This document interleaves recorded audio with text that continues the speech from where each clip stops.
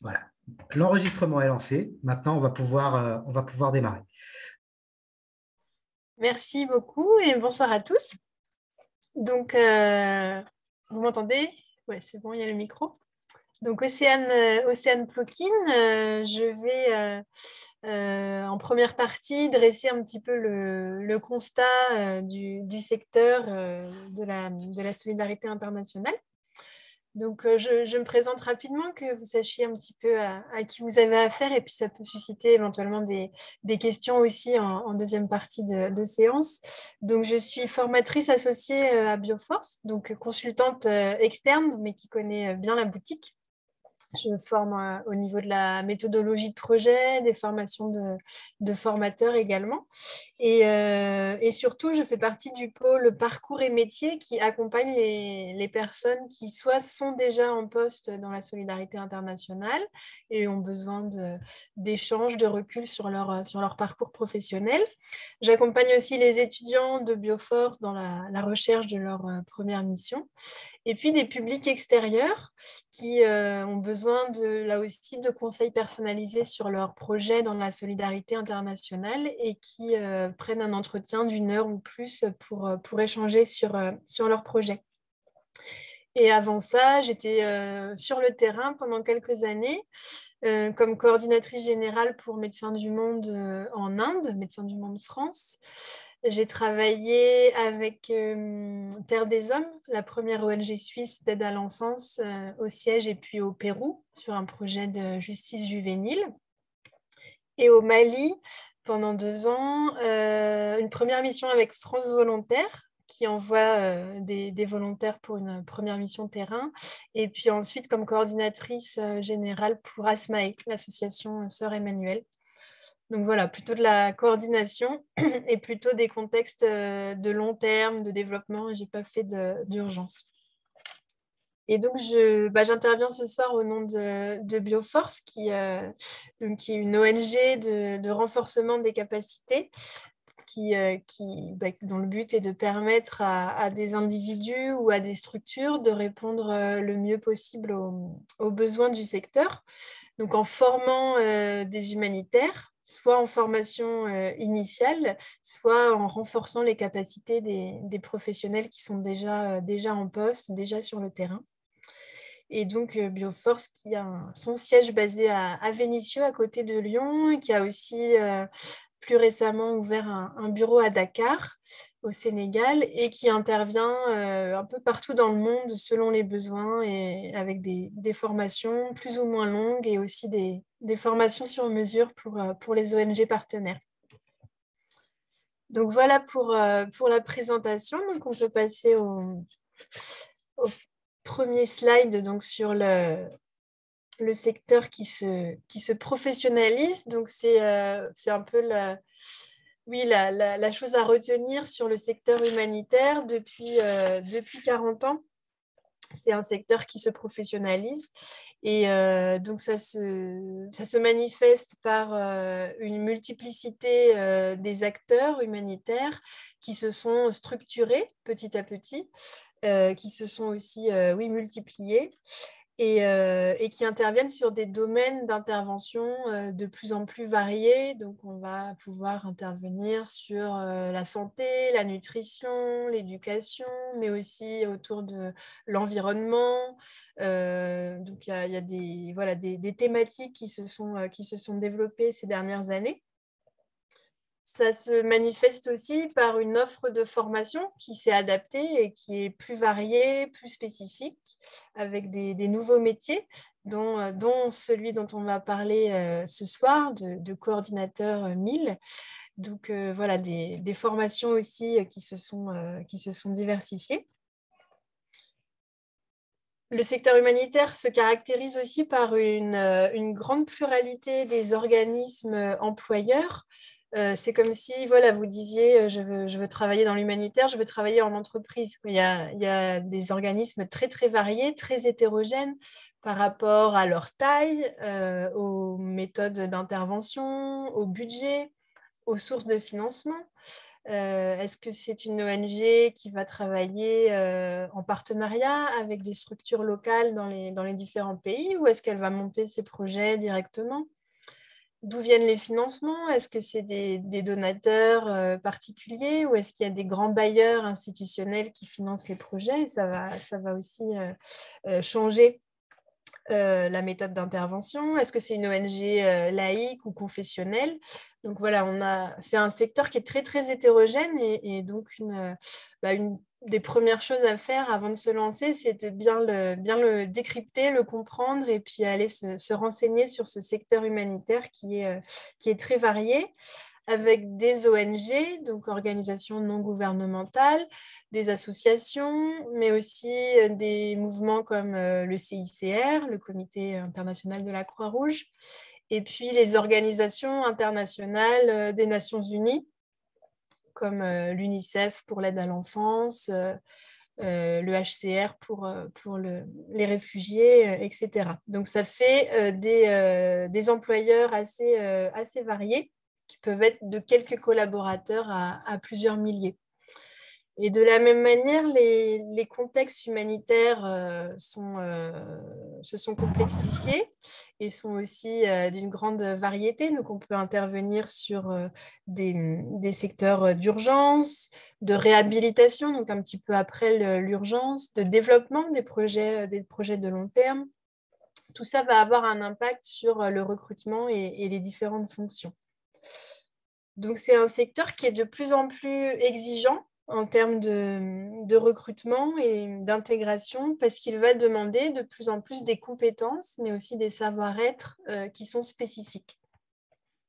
C'est aussi un secteur qui crée ses propres métiers pour répondre à ses besoins, dont ce métier du mille dont on va parler. Et le secteur est aussi exigeant de plus en plus au niveau de la redevabilité, de la qualité des projets et des programmes. Redevabilité par rapport aux personnes qui en bénéficient, les bénéficiaires, par rapport aux personnes qui les financent, les bailleurs par exemple.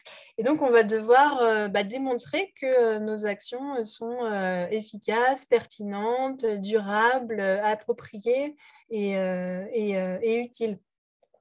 Et donc, c'est là que les fonctions du mille vont intervenir. Donc, quand on parle de mille, donc c'est en lien direct avec ces exigences de qualité et de transparence.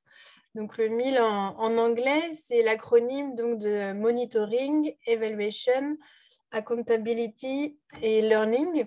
Désolée pour l'accent. Et donc, en français, ça nous donne le suivi, l'évaluation, la redevabilité et l'apprentissage. Donc, c'est une approche méthodologique qui est devenue un pilier important dans la recherche de qualité et dans la gestion de projets humanitaires qui va permettre justement ce suivi des projets, l'évaluation de la qualité des projets et puis le côté capitalisation, quelles leçons apprises on en retire et comment on réadapte ensuite les différents projets. Donc Fabien vous parlera plus en détail tout à l'heure de ces métiers de coordinateur mille. Mais donc, l'idée, c'est que pour répondre à tous ces enjeux, à ce secteur complexe, on va recruter des compétences spécifiques.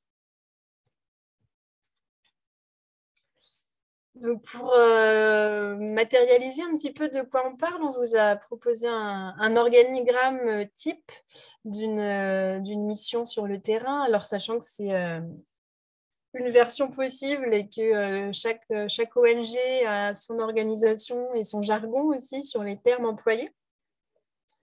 Mais en gros, vous avez un chef de mission qui a la responsabilité des projets et des personnes dans le pays, qui peut être appelé chef de mission, directeur pays, coordinateur général, délégué. Ça va varier par rapport aux différentes organisations. Si vous avez déjà recherché un peu des offres d'emploi, vous avez pu constater cette grande variété des intitulés des postes. Et donc là, on vous a fait une présentation où il y aurait une capitale et puis ensuite des bases.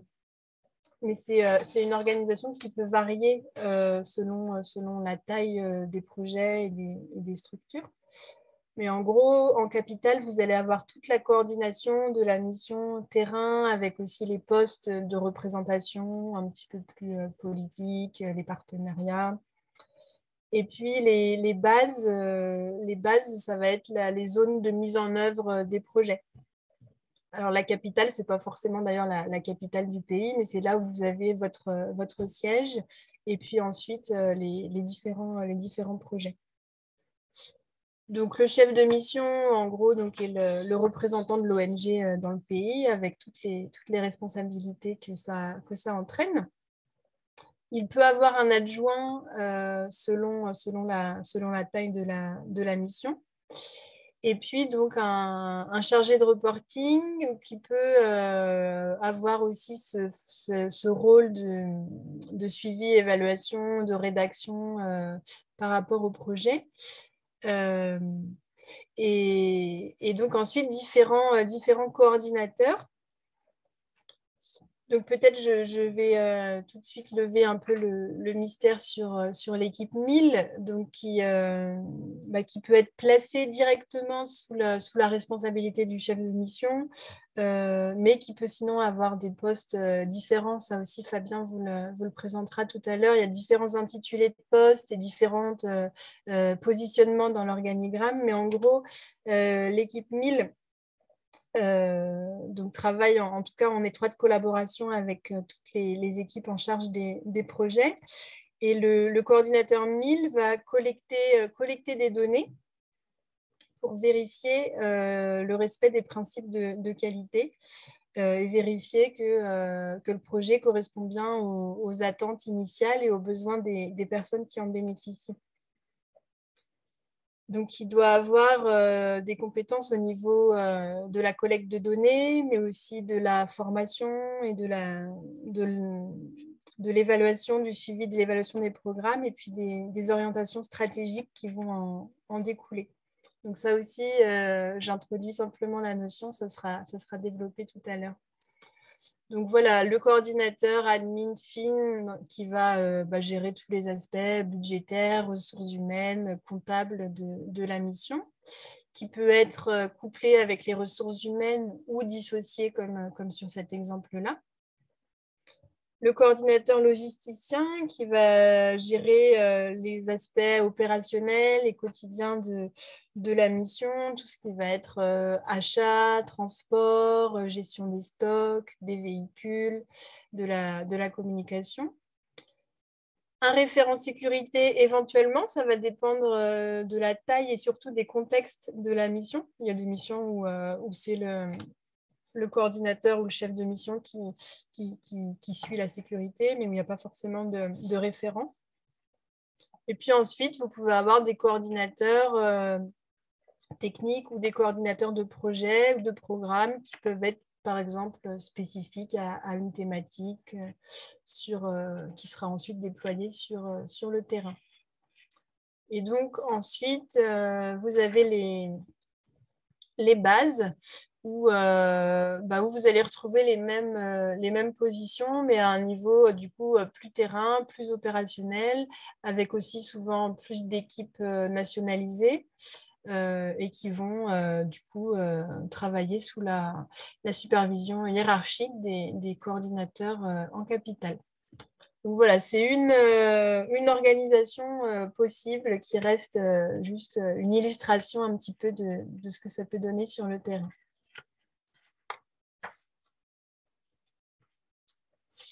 Alors, les compétences attendues par les ONG dans l'humanitaire. Donc, on dit souvent, en tout cas, que les ONG recherchent des professionnels engagés et tournés vers l'international. Donc, dans professionnel, il y a l'idée de compétences qui sont opérationnelles, qui sont directement mobilisables quand vous arrivez sur le terrain.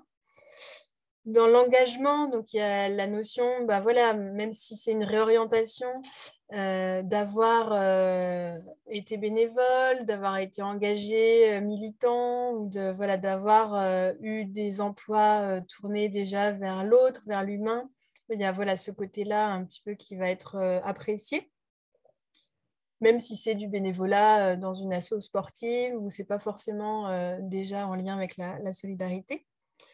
Et puis, l'aspect international qui est quand même un basique. Donc, soit d'avoir déjà travaillé à l'étranger, même si c'est dans un autre secteur, soit d'avoir même voyagé, sac au dos, soit d'avoir eu des relations interculturelles, y compris en France, par exemple en travaillant avec des publics de différentes cultures.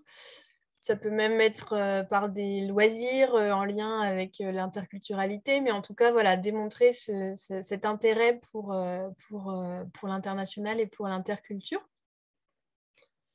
Donc, du coup, des professionnels avec des compétences opérationnelles. Donc, vous avez les compétences cœur de métier pour lesquelles vous allez être engagé. Donc, par exemple, pour le coordinateur 1000, hein, on a parlé un petit peu, donc, qui va apporter un soutien méthodologique à l'ensemble des équipes programmes, qui est garant de la qualité.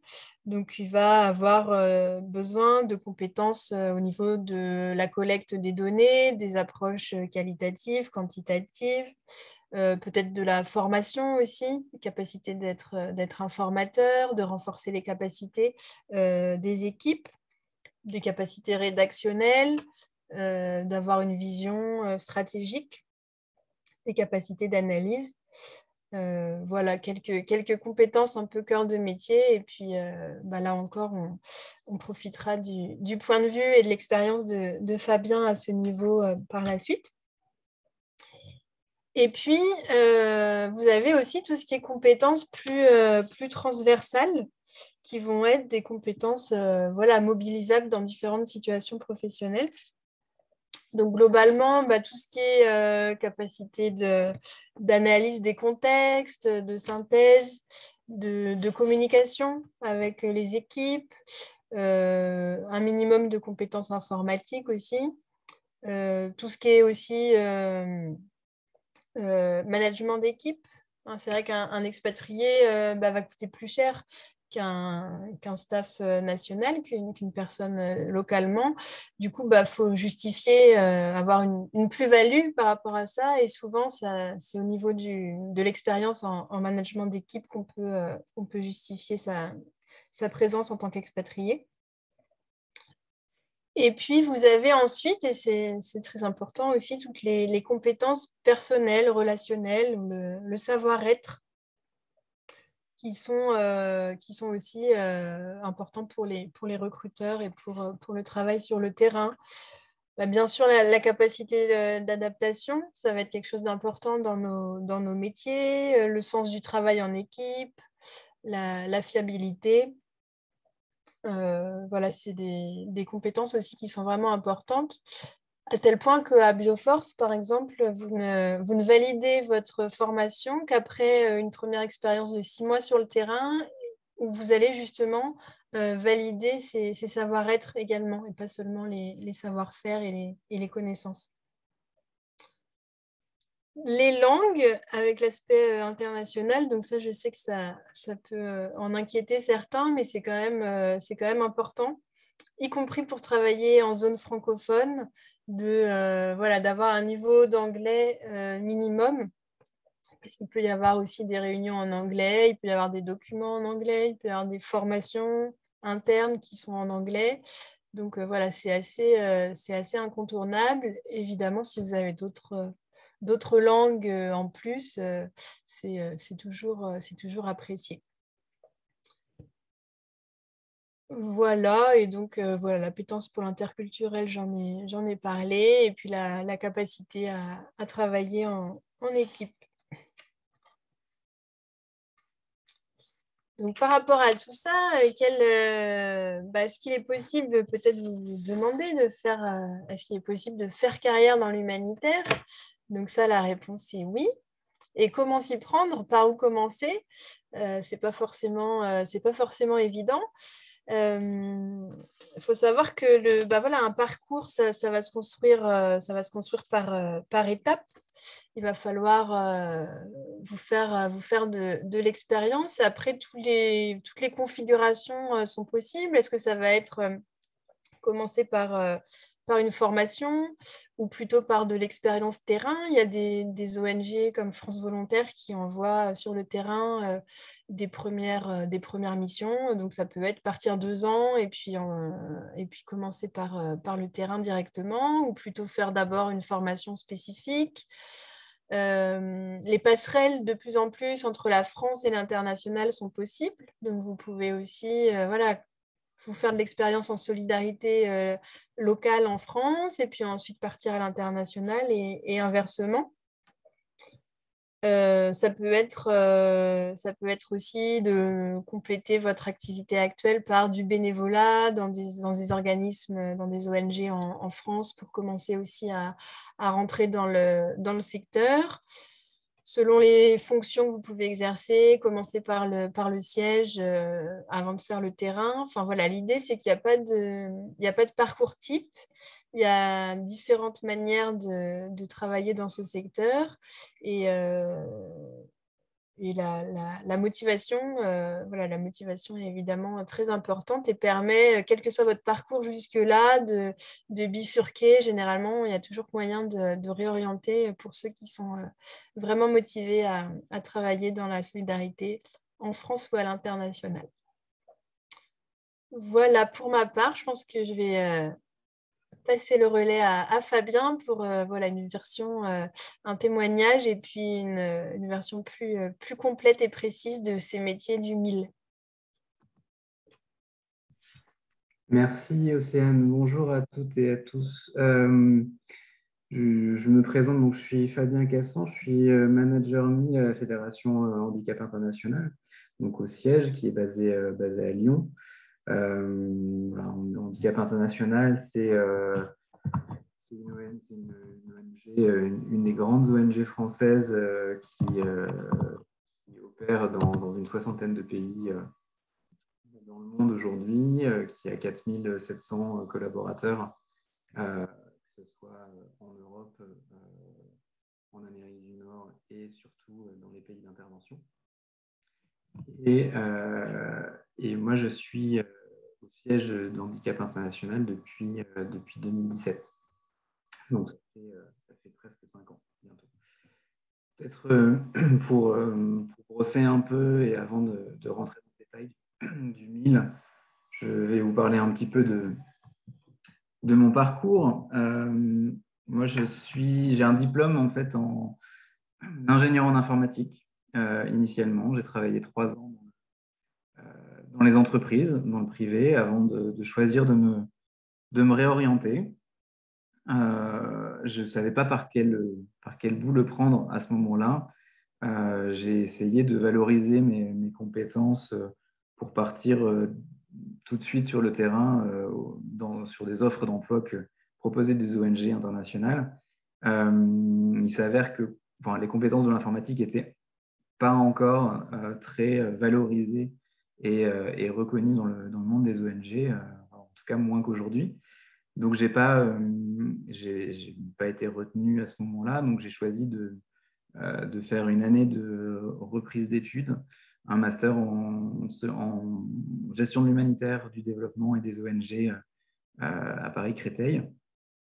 Et ce qui m'a permis de mettre un pied dans le monde de l'humanitaire. Et je suis rentré en stage chez une ONG qui s'appelle Solidarité Internationale. Et ce stage m'a fait finalement ma première entrée dans le secteur et j'en suis plus jamais ressorti.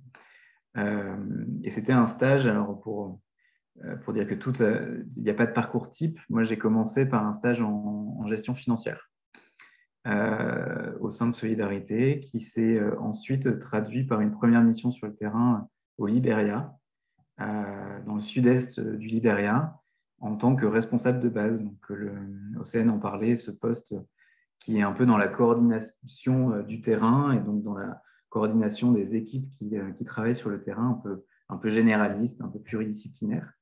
Donc voilà, donc responsable de base, puis justement coordinateur terrain qui est un peu plus large, un peu plus proche des projets et de l'opérationnel.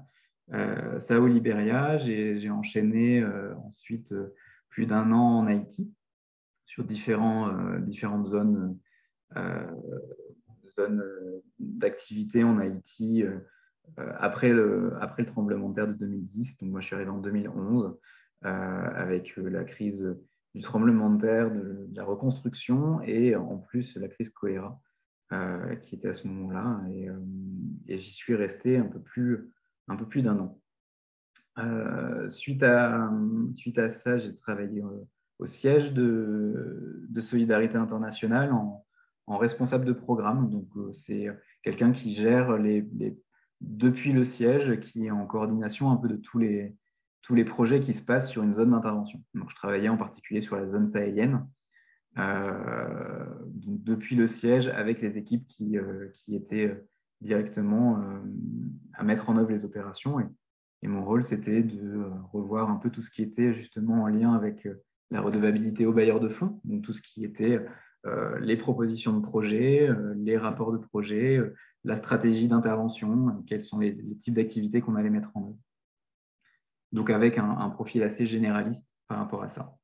Voilà, donc ça m'a permis ensuite de repartir sur le terrain après 1 an en France.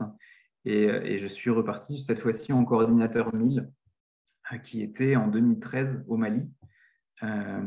Et ce poste de coordinateur 1000 était assez récent dans les ONG francophones, assez récent chez Solidarité Internationale. On verra, c'est un peu plus ancien chez les ONG anglophones, mais dans le monde francophone, c'était assez nouveau. Et puis finalement, on est toujours en train de structurer et d'apprendre sur ce métier. Et donc, ça a été ma première expérience en 2013, donc au Mali, pendant 13 mois également, environ.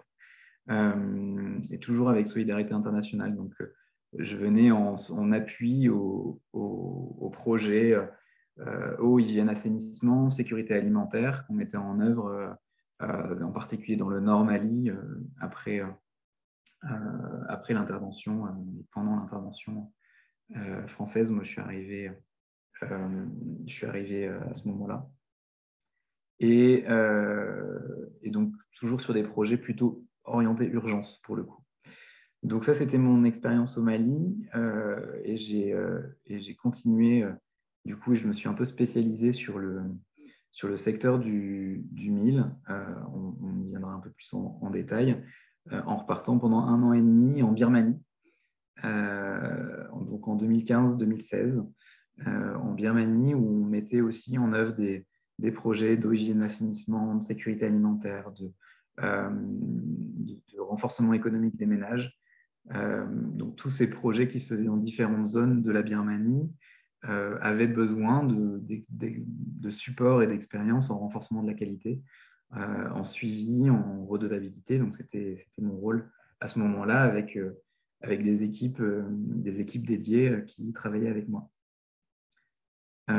Puis après un retour en France en 2016, un passage en 2017 au Nigeria pendant quelques mois, je suis arrivé au siège d'Handicap International, donc sur un poste de manager 1000, qui est en fait l'équivalent de ce que je faisais sur le terrain en tant que coordinateur, mais à l'échelle globale pour l'organisation.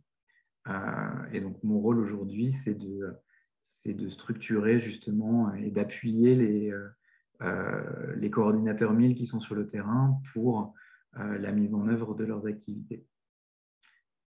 Voilà pour un peu mon parcours. Pour rentrer un peu plus dans le concret, c'est bien un peu qu'on fasse un petit peu d'historique et de théorie sur finalement qu'est-ce que c'est, de quoi on parle. Il faut savoir que souvent, on aime à dire que la qualité de l'aide internationale, elle a vraiment été moteur de beaucoup d'évolutions dans le secteur de l'humanitaire. Depuis, il y a un moment clé qui est 1994, les réfugiés rwandais, où on s'est où ça a été une des premières évaluations multisectorielles qui a été faite et qui a montré vraiment les lacunes du secteur de l'humanitaire en termes de professionnalisation, en termes de qualité, de suivi et de rendu compte de ce qu'on faisait. Donc, c'est à ce moment-là que finalement, progressivement, il y a différentes initiatives orientées autour de la qualité de l'aide qui se sont mises en place. Et progressivement, le métier 1000, donc un ensemble d'expertise et de compétences, s'est structuré et s'est défini. Et effectivement, le métier du 1000 est spécifique au secteur de l'humanitaire et du développement.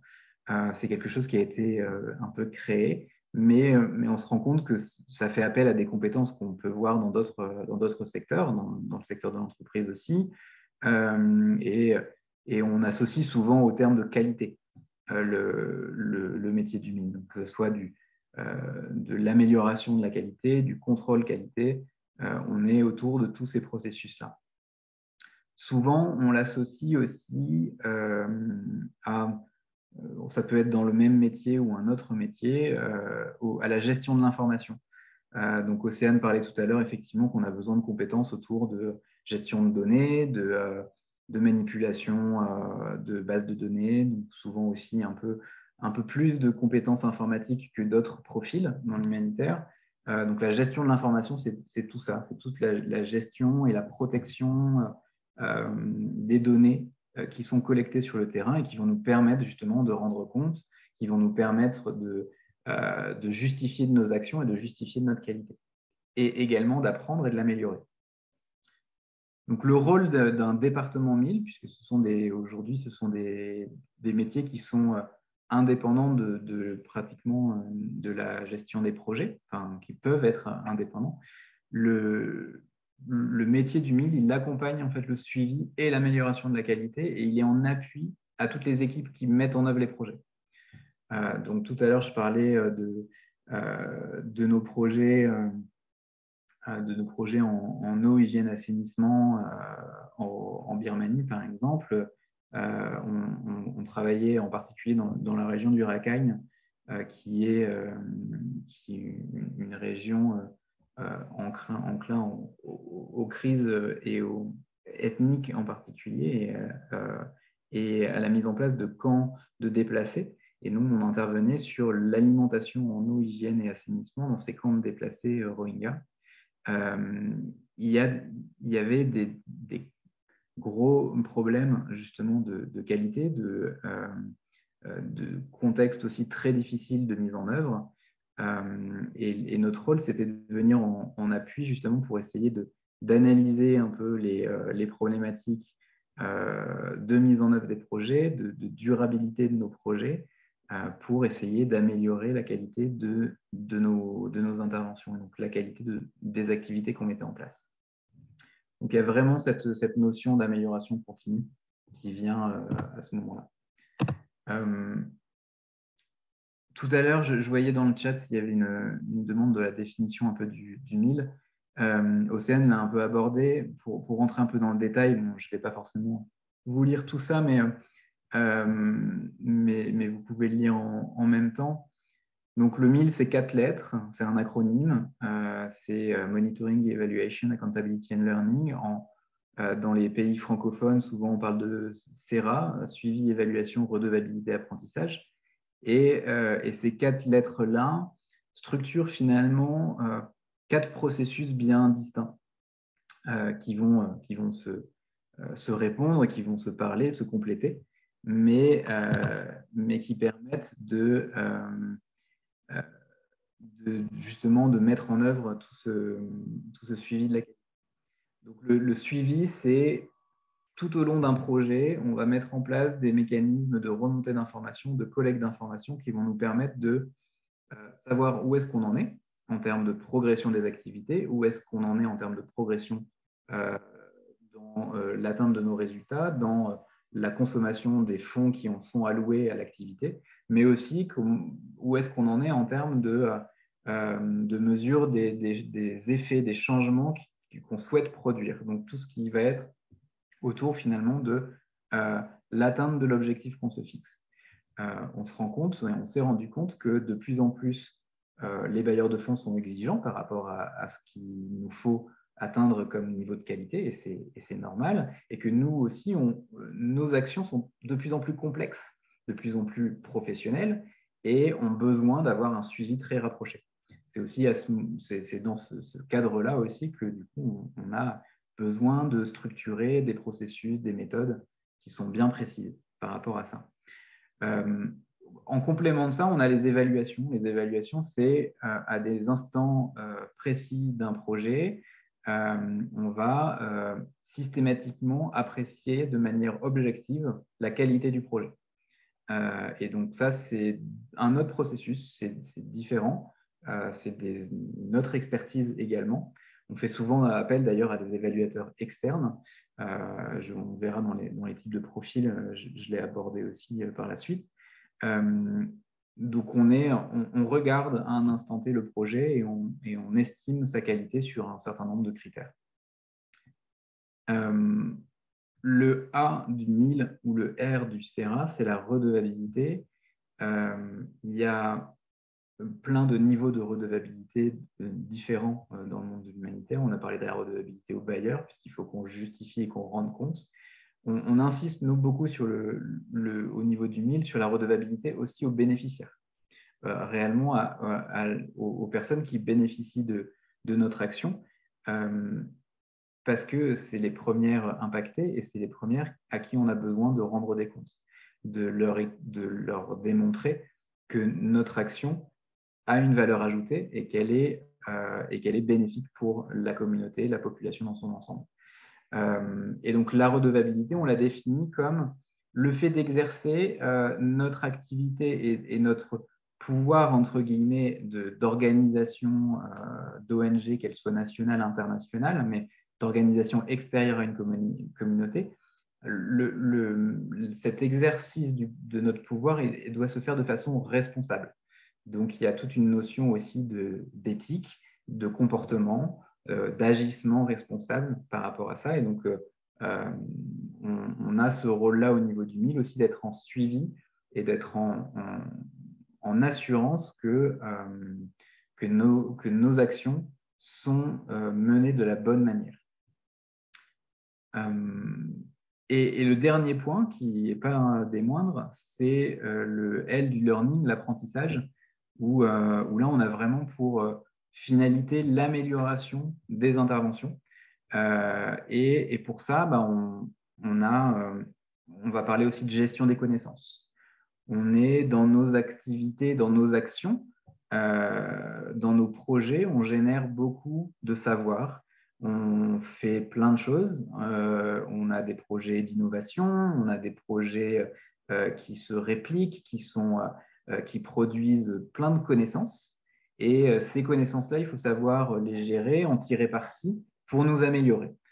Et donc, c'est tout ça l'apprentissage, et c'est vraiment également des processus opérationnels bien précis qui doivent se mettre en œuvre pour assurer qu'on a une gestion des connaissances qui nous permette de tirer le mieux parti de l'expérience de nos projets. Et ça, c'est aussi quelque chose qui est primordial, puisqu'une organisation qui n'apprend pas est une organisation qui ne se renouvelle pas et qui ne peut pas du coup essayer d'améliorer ses activités, d'améliorer ses projets. Voilà, donc ça, c'est un peu la partie théorique sur le MIL. Je pense que c'est effectivement un nouveau métier dans le secteur, et puis c'est très, très spécifique à ce niveau-là. Donc, c'était important de vous en dire, mais vous n'hésiterez pas tout à l'heure en seconde partie à me poser des questions si jamais.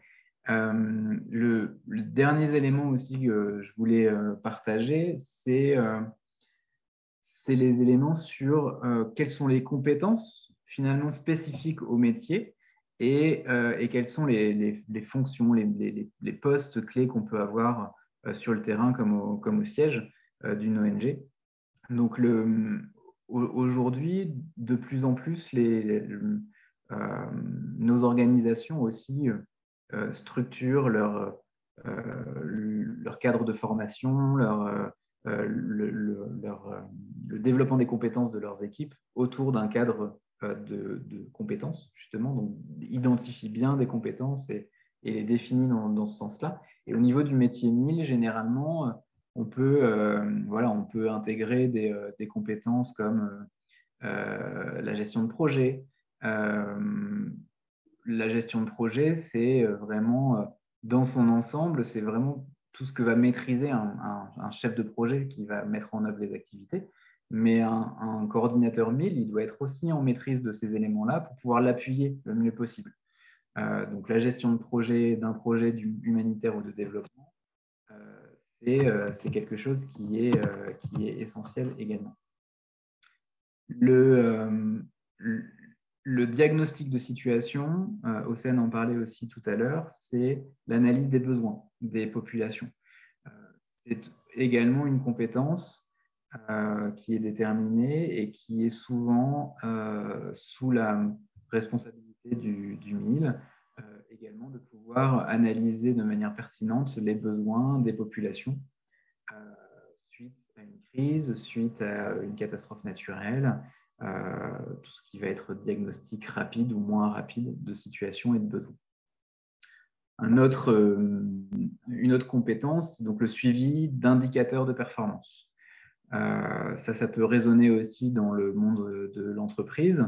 On fonctionne aussi avec des indicateurs de performance de nos projets, des indicateurs de résultats, d'effets, j'en parlais tout à l'heure, et il faut avoir des compétences aussi très structurantes autour du suivi d'indicateurs qu'on estime et qu'on définit de manière plus précise et qui doivent être mesurables tout au long du projet. Une autre compétence, c'est la conduite d'enquête. On met en œuvre beaucoup d'enquêtes de suivi, justement, d'enquêtes lors des évaluations. Et ces enquêtes nécessitent aussi des compétences bien précises qui sont souvent en lien avec les métiers de la recherche en particulier. Donc, ça va être la conduite d'entretien, la conduite de groupes de discussion, l'écriture de protocoles, le respect de la confidentialité et de l'éthique lorsqu'on interroge une personne, et les échantillonnages, donc toutes ces notions-là qui existent dans le monde de la recherche, un peu dans tous les secteurs également. La gestion des systèmes d'information, j'en parlais tout à l'heure. Les systèmes d'information, c'est tout ce qui va nous permettre de gérer les données, gérer l'information qui remonte, la mettre en forme et permettre de l'analyser. On a souvent une masse assez phénoménale de données qu'on peut collecter. Pour exemple, lors du début des interventions au Bangladesh lors de la crise Rohingya en 2017, l'afflux de réfugiés a fait qu'on a mis en œuvre des projets d'ampleur avec des milliers de bénéficiaires et ces milliers de bénéficiaires, en tout cas pour Handicap International, les services qu'on mettait à leur disposition étaient individuels. Donc chaque bénéficiaire était suivi individuellement plusieurs fois, soit pour des sessions de réadaptation physique, soit pour des sessions de support psychologique. Et toutes ces sessions-là étaient codifiées, consolidées dans des documents, dans des bases de données, en termes de suivi de nombre de sessions, suivi du nombre de bénéficiaires, de quel type de service a été fourni, etc. Donc, toute cette masse de données-là, elle doit être gérée, consolidée, analysée, protégée. Et donc, c'est tout ce qui est autour des compétences de système d'information. Et ça rejoint la compétence suivante, qui est donc la collecte, l'analyse de données, où là, il y a aussi besoin de compétences en sachant aller chercher de l'information et l'analyser. Et les deux dernières, j'en ai déjà parlé, mais donc tout ce qui va être autour de la redevabilité, on l'a défini, nous, au sein d'Handicap International, comme une compétence particulière, même si c'est assez large, et puis finalement, c'est quelque chose qui est assez spécifique au secteur, mais c'est une compétence qui est assez spécifique. Et on voit souvent cette compétence de redevabilité, elle est liée à notre compréhension des contextes d'intervention. Donc, c'est lié aussi à des compétences, très lié à des compétences sur l'interculturalité, sur la compréhension des dynamiques des communautés. Donc, on voit aussi qu'on peut avoir au sein des ONG des profils socio-anthropologues qui vont venir appuyer sur ces thématiques-là, par exemple, et qui vont avoir une analyse poussée d'un contexte, d'une communauté, aussi de dynamiques humaines qui changent beaucoup avec les crises, avec les chocs, et tous ces changements-là doivent nous permettre de mieux agir également et agir de la bonne manière. Et la dernière compétence, c'est l'apprentissage et la capitalisation, où là aussi, c'est des choses qui rejoignent des compétences qui peuvent exister dans le monde de l'entreprise, où la capitalisation, c'est des processus de collecte, de synthèse, donc beaucoup aussi de compétences autour de la synthèse d'informations, de leur analyse, de la consolidation, d'aller aussi chercher les informations qui nous manquent. Tout ça pour nous permettre de nous enrichir et nous permettre de nous améliorer. Voilà pour les compétences, et ça rejoint vraiment les fonctions clés qu'on peut avoir au sein d'une organisation. Alors, il y en a qui sont plus répandues que d'autres, mais les coordinateurs managers 1000 sont des visions un peu multidisciplinaires du métier, et donc c'est des postes qui sont de plus en plus sur les terrains d'intervention. C'est un métier qui se développe beaucoup parce que c'est vraiment demandé par les ONG d'avoir ce suivi-là. Et pour exemple, chez Handicap International, l'objectif qu'on s'est fixé, c'est que chaque programme d'intervention, donc chaque pays ou région d'intervention de HI, et un département 1000 avec un coordinateur 1000, enfin, nous on les appelle les managers 1000, c'est la même chose. Et donc ça veut vraiment dire qu'effectivement on passe en quelques années de 3 personnes qui font ce métier-là sur le terrain à 20, 25 avec cet objectif-là. Ces coordinateurs managers 1000, ils sont appuyés par des spécialistes autour du suivi-évaluation qui sont souvent très fortement liés à la compétence autour des évaluations et des enquêtes. Donc, on est sur des profils chercheurs, recherche, experts de la conduite d'enquête, comme j'en parlais tout à l'heure. Souvent, les évaluateurs de projet sont des consultants externes qu'on recrute, mais de plus en plus, on essaye aussi d'internaliser ce genre de compétences. Ils sont appuyés par des enquêteurs de terrain. Les enquêteurs, c'est les personnes qui sont le plus au contact des populations pour recueillir les informations. En règle générale, dans la quasi-totalité des cas, ces enquêteurs sont des employés locaux qui connaissent donc très bien les communautés, qui parlent la langue locale et qui sont les premiers en contact des populations. Donc ces enquêteurs-là, on en a aussi dans nos équipes et ils peuvent être soit recrutés ponctuellement, mais on en a aussi de manière pérenne dans nos projets. Les spécialistes apprentissage, gestion des connaissances, aujourd'hui, sont plus des personnes qui sont au siège des ONG, mais ça se développe un peu de plus en plus aussi sur le terrain. Sont des personnes qui maîtrisent les méthodologies de capitalisation en particulier, qui vont permettre de bien consolider tous les savoirs sur un terrain d'intervention.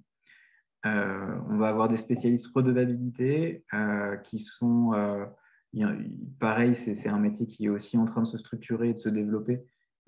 Et donc, du coup, il y en a assez peu aujourd'hui, mais on essaye de renforcer nos compétences avec des profils autour de socio-anthropologues ou qui font le lien avec la protection contre les abus aussi. Donc, on a de plus en plus de spécialistes protection qui peuvent venir de manière transverse au sein du MIL ou en collaboration avec le MIL pour nous appuyer sur ces notions de redevabilité. On a aussi des chargés de gestion de l'information, bien évidemment, et ça de plus en plus également. Je disais, on gère de plus en plus des gros volumes de données. Le secteur de l'humanitaire et du développement aussi utilise les nouvelles technologies. On est toujours un peu en retard par rapport au monde de l'entreprise, mais de plus en plus, les nouvelles technologies sont notre quotidien. Et donc, on a besoin aussi de compétences autour des systèmes d'information et d'utilisation des nouvelles technologies pour cela. Et puis, voilà. Puis le gestionnaire de base de données, lui, va vraiment être sur la mobilisation et l'animation des bases de données, que ce soit sur du fichier Excel qui est encore très, très répandu dans nos ONG ou pareil sur des systèmes d'information plus technologiques, plus informatisés. Voilà pour moi, en termes de panel un petit peu de tout ce qui existe, du côté un peu théorique et des compétences. Aujourd'hui, le MIL est un métier qui n'a cessé finalement de se professionnaliser, de s'étendre ces 10, 15, 20 dernières années. Aujourd'hui, ça devient vraiment, pour toutes les ONG, un métier un peu de référence, dans le sens où c'est un métier qui est reconnu en tant que tel, ce qui n'était pas forcément le cas avant.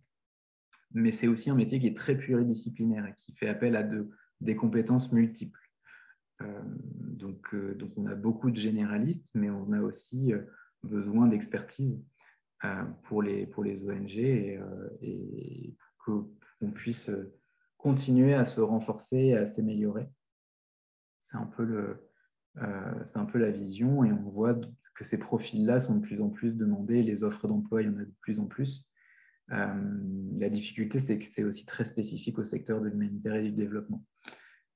Donc, on en est encore on a des formations 1000 spécifiques qui se développent petit à petit, mais finalement, ça reste pas forcément facile de rentrer sur un poste de coordinateur 1000 en première intention, j'ai envie de dire, en rentrant dans le monde de l'humanitaire, et c'est souvent par d'autres voies, par d'autres zones d'accès, soit on a de plus en plus aussi des profils nationaux qui commencent avec nous sur des profils d'enquêteurs ou de chargés de gestion d'information, et puis qui progressent en interne pour atteindre des postes de manager 1000, ou alors des profils plutôt gestion de projet qui changent de voie. Et puis, moi, je suis un exemple aussi de profil qui a évolué par différentes thématiques pour arriver assez généraliste autour du métier du milieu.